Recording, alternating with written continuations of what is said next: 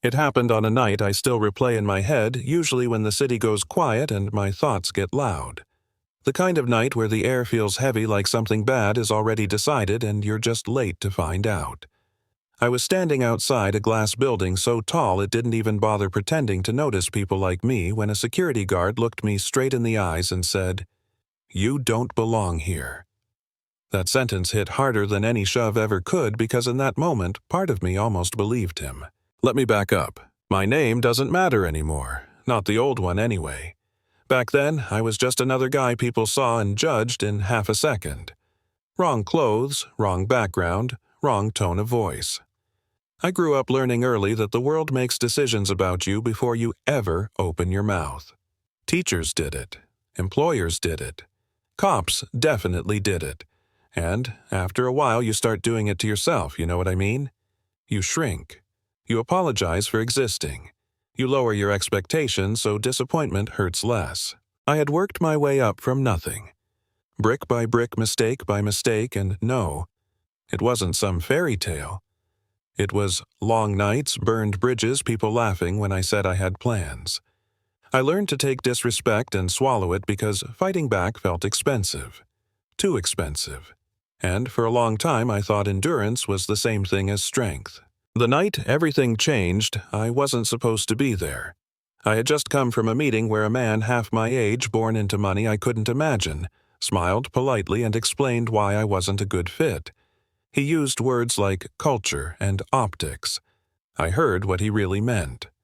I walked out calm, but inside something was cracking. I remember standing on the sidewalk staring at my reflection in the dark glass, thinking, how many times do I have to prove myself before it sticks? That's when I saw the crowd. Not a big crowd, just enough people gathered to make you curious and cautious at the same time. In the middle of it, a man lay on the ground, suit soaked from the rain, breath, shallow eyes half open like he was trying to stay in this world out of pure stubbornness. Expensive watch. Shiny shoes filled with water. The kind of guy people usually step aside for, and yet, there he was, ignored. Someone said, call an ambulance. Someone else said, it's probably drugs. A woman shook her head and walked away, and I felt this familiar pull, that old instinct to mind my own business. Life had taught me that stopping only gets you in trouble. But then, the man's eyes locked onto mine, and there was fear there, real fear the kind money can't negotiate with. I knelt down. Didn't think about it, just moved. Hey, I said, keeping my voice steady. Stay with me. His lips moved. No sound came out. I checked his pulse. Weak, but there. I shouted for help louder this time. A few people backed up like fear was contagious. That's when he showed up. The antagonist.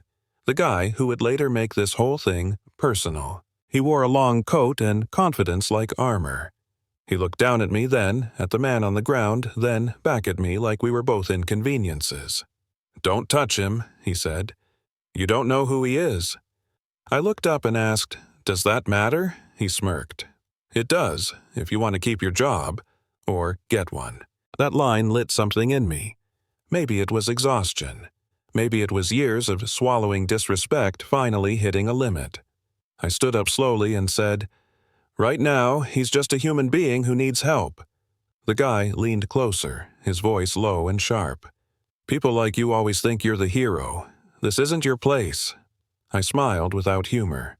Funny, I said I hear that a lot. An ambulance finally came. As they loaded the man and the guy in the coat stepped back already on his phone, already moving pieces.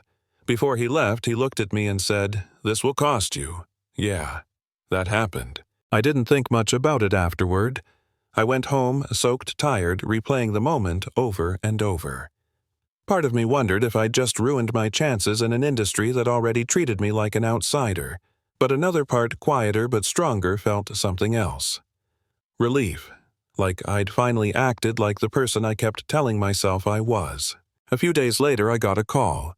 Private number, calm voice. This is Dr. Hale from North River Medical. The man you assisted asked to see you. I almost said no. Old habits. Don't get involved. But curiosity won. The hospital room smelled like disinfectant and money. Machines hummed softly. The man from the street looked smaller now, vulnerable. He smiled when he saw me. "You came," he said. I shrugged. "You're hard to forget." He laughed, then winced. "I owe you my life," he said. I shook my head. "You don't owe me anything. I just stopped." He studied me for a moment like he was seeing past the surface. "Most people didn't," he said quietly. Then the door opened. The man in the coat walked in, smile locked in place. "There you are," he said to the patient. Then his eyes landed on me, and the smile slipped just enough. "You?" he said. "What are you doing here?" The patient frowned. "He saved my life." Silence dropped like a weight. The man recovered fast. "Of course," he said smoothly. "We appreciate community involvement." That was the first round. Over the next weeks, things escalated. I started noticing doors closing that used to crack open. Calls not returned. Meetings canceled last minute. And every time somehow that same man's name floated nearby. He had influence. Money. The kind of power that doesn't need to shout. He made it clear indirectly at first, then not so indirectly that I should stay quiet, stay grateful, stay small. One night he cornered me after an event. "You think one good deed changes who you are," he said. "People like us don't fail upward. You should know your place." I looked at him and realized something that surprised me. I wasn't afraid. Tired? Yeah. Angry? Definitely. But not afraid. "My place," I said slowly, "is wherever I decide to stand." The man I saved, whose name I'll keep private, started asking questions. Real questions. About contracts. About pressure. About why certain voices were always missing from the room. And suddenly the balance shifted. Investigations started. Quiet ones. Then louder ones. The man in the coat stopped returning calls. Then he stopped showing up. The confrontation came in a boardroom, glass walls, city view, all the symbols of power neatly arranged. I was invited unexpectedly. The antagonist sat across from me, jaw tight, eyes cold. "This is a misunderstanding," he said. Emotions ran high.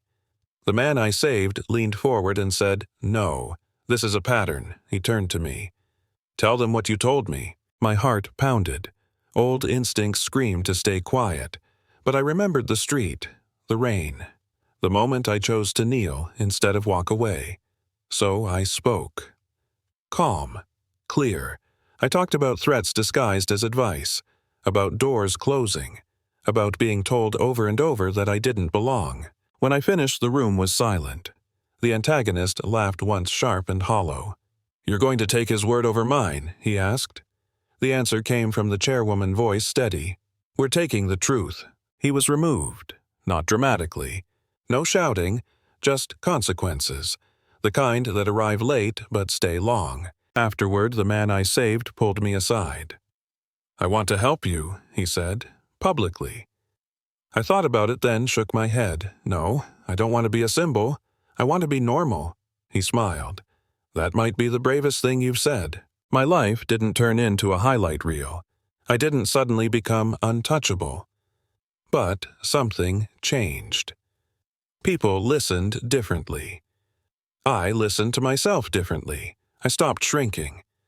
I stopped apologizing for taking up space. Here's the part some people don't like. I don't think everyone would have stopped that night, and I don't judge them. Fear is persuasive. Survival is loud. But I also know the smallest choice can expose the biggest lie. The lie that power defines worth. The lie that some lives matter more until they're lying on the pavement waiting for someone to care. So let me ask you something honestly. If you were there, rain coming down, crowd looking away, and everything in you saying it's not your problem, would you have stopped? Or would you have walked on telling yourself someone else would handle it? Drop your answer in the comments. I read them. And if you've ever been told you don't belong or watched someone get judged before they were known, share this story. Because sometimes the most powerful thing you can do is refuse to look away.